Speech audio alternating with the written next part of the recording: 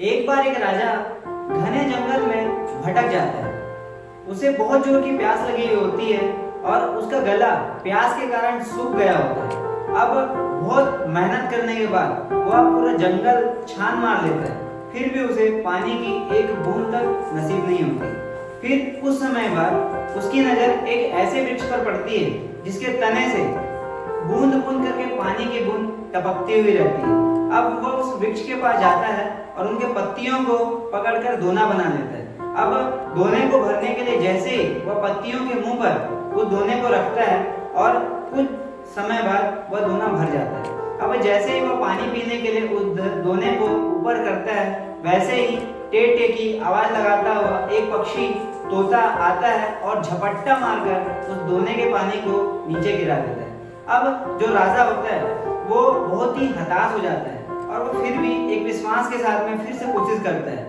अब वो फिर से दोना उठाता है और पत्तियों से पानी जमा करता हुआ रहता है। अब कुछ समय बाद फिर से जब वो दोना भर जाता है तो अपनी प्यास बुझाने के लिए उस दोने के पानी को पीने लगता है।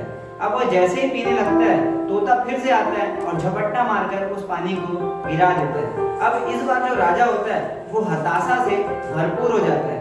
उसे बहुत जोर का गुस्सा आता है और वो ये सोचता है कि ये पक्षी अवश्य ही कोई दुष्ट है।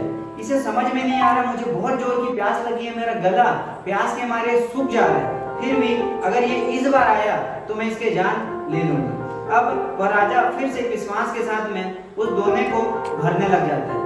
अब बहुत समय के बाद आखिरकार वह दोना फिर से एक बार भर जाता है। अब इस बार जैसे ही वह पानी पीने के लिए उस दोने को ऊपर करता है, सामने से तोता पक्षी आता है और उस दोने को गिराते हुए रहता है। अब इतने में राजा अपने तलवार को उठाता है और उस बेजुबान पक्षी के प्राणों को ले लेता है। अब राजा सोचता है कि यार कब तक मैं इस तरीके से पानी की बूंद बूंद को जमा करता रहूंगा।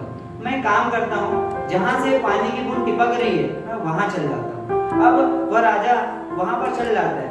अब वो जाते ही वो सारा दृश्य देखता है और उसके पैरों तले जमीन खिसक जाती है, क्योंकि जिस तने से वह पानी टिपक रही होती है उसी तना पर एक अजगर लिपटा हुआ रहता है। उस अजगर के जबान से जहर टिपकती हुई रहती है लार के रूप में। वह सारा दृश्य देखता है और ये सोचता है कि अच्छा हुआ जिसे मैं पानी समझकर पी रहा था वो तो अजगर का लार था, यानी कि जहर था। तब उसे अपने आप में बहुत ज्यादा ग्लानि होती है। वो ये सोचता है कि यार मैं एक ऐसे पक्षी के प्राणों को ले लिया जो मेरा हितैषी था।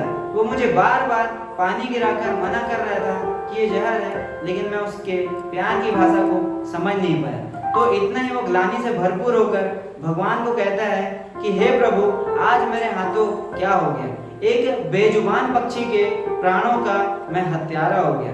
काश मैंने संतों द्वारा बताए हुए मार्ग का अनुसरण किया होता कि एक सच्चा वीर का आभूषण एक दया और एक क्षमा होता है। क्रोध से कभी किसी का भला नहीं होता।